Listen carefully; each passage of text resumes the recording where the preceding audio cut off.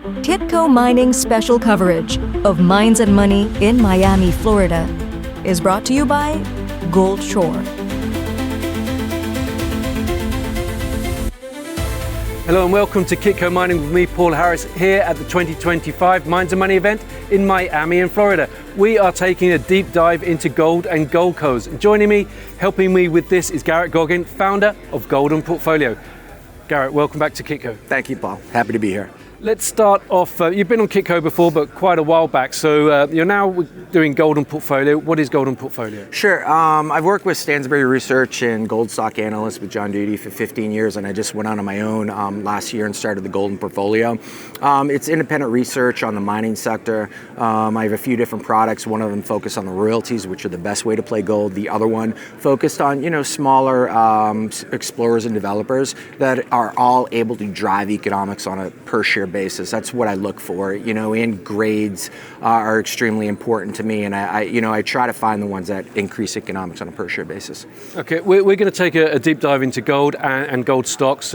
Let's set the scene. Where are we in the gold cycle right now, do you think? You know what, it's really wild because a lot of people show the charts of the GDX, gold being up here, GDX being down here. They're like, all right, there's the opportunity, right? Like the jaws are going to close, that's a myth. Like, the GDX is never going to catch up to gold. Why? Because you're comparing apples and oranges. You're comparing gold, which is the world's best independent asset that's a store value for 1,000 years, that has no expenses, it's unencumbered, versus a stock, right? GDX is made up of the gold stocks. The only thing that drives gold stocks is increasing free cash flow on a per share basis. And you get a mining company, the miners have all sorts of expenses, right? You got to pay your miners, you got to pay the management, you have options, you got G&A, there's a lot of expenses. I believe we're set up to have a good rally in the GDX right here, but you need to find the miners that can drive free cash flow on a per share basis, because that's what the stock price follows. And I follow this very closely. I follow the big five miners on a free cash flow to share price since 2015. The average miner is 25%, average large cap miner is 25% undervalued versus free cash flow per share since 2015. This is the biggest opportunity since 2020, and before that 2015. GDX took off and ramped higher, 100% higher over the next few months. And Newmont's earnings today just proved it out, because the discount could be explained away by if they came out with bad earnings, rising costs, and therefore they're not making as much free cash. But Newmont did the opposite, right? They lowered their all-in sustaining costs to around $1,450, and they're 5% year on year. Yep. And they increased production. They're generating $1.6 billion a quarter. That's based off fourth quarter gold price. Never mind the 2,900 gold price we're in now. That's $7 billion. That's a ton of money. That is free cash flow. That's how to drive the share price. Free cash flow is used to pay dividends, buy back shares, and do smart things to, do creative things to drive shareholder value. Now, looking at we're in the midst of 2024 financial results reporting season. A number of companies, the gold price has gone up more than the costs. Costs are still going up for most companies, but the gold price has gone up higher, which means that most companies now have an all-in sustaining cost margin of more than $1,000 per ounce. Lundin Gold reported this morning their all-in sustaining cost margin is a whopping $1,700 to $1,800 per ounce. A lot of exciting things happening, a lot of excitement, but it seems that the generalist investor still isn't turned on yet, or still isn't getting it. In January, neither the GDX nor the GDXJ had a single day of net inflows. Indeed, the GDXJ has seen no inflows for 3 months, with $495 million in outflows over that period.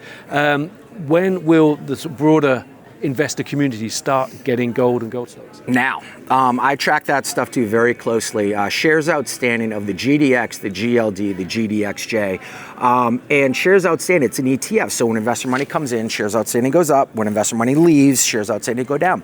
GDX, when gold ramped up this past 2-3 months, went from 2,500 to 2,900, GDX shares outstanding dropped 10, 15, 20%. Investors are leaving the sector. I track GLD, shares shares outstanding. Back in 2011, there was many assets in the GLD ETF as there was in the SPY ETF, that big broad index one. Now it's at like 7% of the SPY. This shows the amount of money in this sector, and it shows that investors are apathetic and investors don't care right now. And then, we had this conversation before, but, maybe the industry needs better marketing, but I was like, no. What the industry needs is to show investors the money, and Newmont just did that today. The generalist investors are going to get brought in by the tremendous value being offered by the miners right now. The average large cap miner, the five of them, Newmont, Barrick, Kinross, Agnico, Anglo, they trade at 6.2 free cash flow. The average is 7.5x since 2015. They're trading below terminal value. NAV is 7.7. So mines are terminal value. They're trading at less than that right now. And so it shows that the free cash flow that investors can purchase is selling at a tremendous discount right now. And I believe the generalist investor is going to be attracted by this discount to cash. I don't care whether it's bananas or hockey sticks or gold. Like, the people are going to be brought in, the investors are going to be brought into the sector by buying discounted free cash flow. So, let's perhaps sum that up. It's greed. The greed gene will kick in, and they'll see that valuation, and here we go. Yeah, so you get the value guys starting to, poke in here based off Newmont. I believe Newmont, this earnings is going to kick off a new cycle. And then once the stocks start moving higher, it's going to attract the average generalist investor that's going to jump on board to bring more fuel to the fire. But it's wild because gold's at $2,900 an ounce. GDX has done okay. But you would think the mining sector would be going crazy right now. The value in the mining sector, based off the gold price, is one of the greatest opportunity I've seen in a long time. Now, one of the numbers that Newmont posted this morning that you haven't mentioned is the total returns to shareholders in 2024, and that's over $2 billion, roughly split between share buybacks and dividends. I mean, that's an incredible amount of money. It's more than they've ever done. I think it's probably more than anybody in the sector's ever done. Buybacks and dividends, what are your thoughts on there? It's always a divisive question. I love shareholder yield. It's the amount of money given as dividends, the amount of money given in free cash flow. When you have a strongly profitable company that's generating a tremendous amount of free cash, they can invest wisely or pay dividends or buy back shares. I like the share buybacks. One of the really cool stories. I love the royalty sector. There was Abitibi Royalties with Ian Ball, and they had a royalty on Malartic, and they also own shares of Agnico and Yamana. And then what Ian did is they sold, I think they were sold options, I think calls on them to generate some income, and they used that money to just keep buying back shares. So they had that NSR asset of Malartic. The shares outstanding kept decreasing. The stock went from 2 to 12, and the miners, have been increasing their shares outstanding for years. It's just a nature of the beast. You can't avoid it. It's mining. Core mining, for example, right? When you think of silver, everyone's like, oh, core mining. Core mining split adjusted was over $200 a share in the late 90s. Now it's at $5. Why? Because of the tremendous dilution. Shares outstanding went from 30 million to $3 billion based on stock splits. So there's no way you can generate value. So I love seeing the miners buy back shares. Now, you mentioned royalty companies, royalty and streaming companies. They've outperformed gold companies for a number of years. As with the kind of market we're in now, gold at $2,900 per ounce, are gold companies now in a position to sort of fight back and... Yeah, the royalties outperform when the market isn't doing great. When we're in a strong uptrend like here, the gold miners do well. But the royalties do well, right, because they have fixed costs. When inflation pushes gold higher, it pushes costs higher as well, and that's what the miners struggle with constantly. I'd like to say that a lot of people, I'm out there on Twitter pretty often, there's a lot of people on Twitter that recommend low-grade moose pastures, right? They're like, listen, when the price of gold goes to 5,000, this stock is going to go up 50x. It's like, no, it's not, because when the gold price is 5,000, the costs are going to be, 5x, 6x higher, and the project is still going to be economic at 5,000 versus 3,000. So you need to find the ones that are driving free cash flow on a per share basis. Those are the ones that are doing the best now. Those are the ones that are continue to do the best. And with that, you mentioned Fruta del Norte, Lundin Gold, right? That's one of them. You follow the money. Okay, let's take a step back and look at some of the sort of bigger themes in the gold space that may or may not be driving the gold price. We're obviously in the United States, there's been a lot of talk about the US Treasury, for example, marking its gold reserves to market, which would potentially add $740 billion to its balance sheet. Is this a possibility, and if so, what are the implications of that? I've been talking about this within the gold portfolio for months, and when I saw Trump come in, I knew Trump wanted to bring people the truth. America loves the truth. Gold represents the truth, and the U.S. has been pushing the deficits under the table for a long time, not willing to deal with it. Trump is willing to deal with it, and they just said over the past 3 days, like Elon Musk, right, with Doge, they're going through all the government agencies and auditing them and cutting costs. Elon Musk wants to audit the Treasury and audit the gold that's held at Fort Knox. And this is really gathering steam. Besant just talked that down yesterday, saying, hey, we did an audit last year, all the gold's there yet. But the thing is, the gold might be there, but it's loaned out. That's what bankers do. A bank's got cash. What do they do with the cash? Do they let it sit there? No, they loan it out once, twice, 10 times, 100 times, right? So that gold is there. It's just loaned out many times over. So they need to track that paper trail. And when they track that paper trail, they're going to find out who's been short millions of gold ounces, and those guys are going to have to buy it back. That's what I think the tariffs are driving gold back to the United States. But I think the U.S. is reclaiming their gold. So all that whole paper trail, they're going to have to buy back their gold. That's what's been driving the gold price higher. And another thing that people have been talking about in some quarters is the possibility of a new gold standard. Yeah. Is that a possibility? And again, if so, what would the implication of that be? The U.S., $37 trillion in debt. The majority's financed at the front end. And now Besant knows that he needs to finance it at the back end. They're having trouble doing that because a lot of our foreign trade partners are walking away from buying Treasury debt, right? China hasn't bought Treasury debt, and their amount of Treasury debt outstanding has been going down on a percentage over the past 15 years. Russia, obviously owns nothing. But one of the things that's interesting about Treasury holdings is the Cayman Islands, right? A quasi-U.S. government, hedge fund is now the 5th largest holder of U.S. Treasuries. So they're already behind the scenes, producing the demand and to match the supply. That's the only way they can get rates lower. But the reason why gold is such a superior asset, right, to Treasury bonds to support the U.S. Dollar system is because, if you're a country, any country, and you own Treasury debt and you run afoul of American foreign policy, it's like, boop, gone. All your billions are gone. Whereas gold, you hold it in a vault underneath your central bank, guarded by the military. No one's taking your gold. So a lot of countries, China's been moving from treasuries. China's buying gold. Russia's buying gold.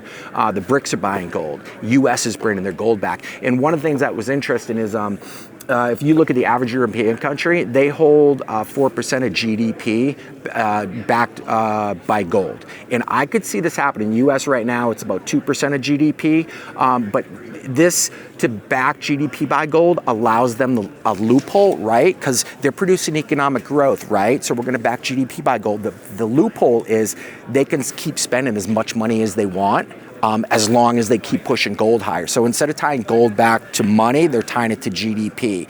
And I could see this standard. It has been happening throughout Europe. The Polish central banker has been talking about it. France central banker has been talking about it. China needs to increase their gold reserves, and they've been doing it. So the demand, it's hundreds and hundreds of tons, and it's not going away. It's increasing. So it sounds like we're in the early innings of something that's going to go much bigger. So how do you think the rest of the year is going to play out? What are you telling your readers? To be honest with you, I'm a fundamental analyst. I'm a CFA, MBA from Boston. I value things based off free cash flow per basis. I like to be gold agnostic. I look at the gold price as being the cherry on top of the big ice cream sundae.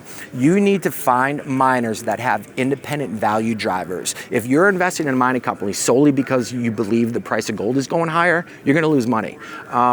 There's a lot of things. I follow the trough of the Lassonde curve, right? The first trough is exploration. Company Sanu Gold at Dyna just released 50 meters of 3.1 grams a ton. It's got the Lundins back in them. It's got Montage Gold back in them. them, and it's in a great gold district, that stock has ripped up higher. And once you discover a deposit with one good drill hole, it takes years to build it out, right? Like you got no ounces or reserves, so they keep drilling, find more. The stock price keeps going higher, and then they reach a stage where they have a mineralization report, and then they need financing, and the stock price usually trades down then. So the second trough of the Lassonde curve is when they're at the trough, they go through financing, and you get NAV, right, which is the total value of profits from a mine versus market cap. And there's a spread. Market cap is low, NAV is high. On first production, market cap should value NAV because miners are worth the most on day one of production, and then as they mine, the reserves go down. So there's tremendous opportunities I see in the market, and we don't need a higher gold price. Montage Gold trades for $300 million. And Kone is worth $2 billion at $2,900 gold. Rio 2, Alex Black did it before with Rio Alto. He's doing it now in Phoenix, in Chile, and that stock's trading at like 200 mil. It's worth $1 billion, and that's off 20,000 tons per day. A base case feasibility study, that thing ramps up to 80,000 tons per day. There's another one, Longcore Gold. They own a Dumby, and it's in the DRC. Yes, it's risky, but Mark Bristow with Barrick has been operating there successfully at Kibali for 15 years with no issues. Longcore Gold trades at like 40 million market cap, and a Dumby's worth $1 billion. That's like 30x upside. Just the value represented in the sector. So as they build out and as they develop, the market cap should match NAV on first production. That's the sort of stuff that I look at, like behind the scenes. Okay, we've spent most of our conversation talking about gold, but what about its little sister, silver? Yeah, everyone loves silver. Silver's really volatile. To mine it, it's not as profitable as gold. So therefore, that produces a lot of volatility for the miners, right? Because, the silver price will go up a few bucks, they're making money, it goes down, they're not as profitable. It's been interesting. Silver is a industrial metal, right? There's like 6 grams in each solar panel. The solar demand has been increased. We'll see if Trump rolls that back. You get the new electric batteries, right, that are supposedly have got a kilo of silver in it that are going to increase silver demand. But, the same thing. And the silver market's been in a deficit of 100 million ounces plus for like 3, 4, 5 years. And the only thing that can solve that is price. And a lot of these things that they're using silver for, it's not elastic. So even if the silver price goes up, the demand's still going to be there. And silver's fun. I see it, following gold around, and it goes on massive tears. And silver's undervalued versus the price of gold too. But you can't invest in that because silver is undervalued versus gold like 98% of the time. But every once in a while, it goes on a massive ramp. But you know how long that ramp lasts? It lasts like 3 days. Like in 1980, it was 2 days, boop, back down. And then Position for years, waiting for that 2 day. Yeah, like you have to have your timing exactly perfect. And I prefer to invest for the other 98, 99% of the time. And there are some silver companies I like. And once again, I follow grade. So I love Silvercrest Mining that got bought out by First Majestic in 2015. Why? Because they were generating 20% free cash flow yield. First Majestic bought Gatto Silver, Coors just bought Silvercrest. No. This is Silvercrest Mining in 2015. And First Majestic bought Silvercrest Mining for 115 mil because of the strong profits from Las Chispas. Then they spun out, from their Santorelina. And then from Silvercrest Mining, they spun out Silvercrest Metals that own Las Chispas. And then the drilling started at Las Chispas. And this is the Lassonde curve. The grades were ridiculous. They were like 1,000 grams per ton. And then Las Chispas operated at 600 grams per ton, and it generated tremendous profits. They were able to pay back $30 million of debt in less than a year. They put $100 million in a bag. Core came in, took them down for like $1.6 billion, I think, and that just closed the other day. But it's all driven by grade. And to be honest with you, there aren't that many high-grade gold miners out there. You get MAG, that's like 566 grams per ton. Aya is at about 200 grams per ton. But there's a thing. Peter McGaw, the world famous geologist, he shared Archie's rule, and Archie's rule was the back of the envelope calculation on, what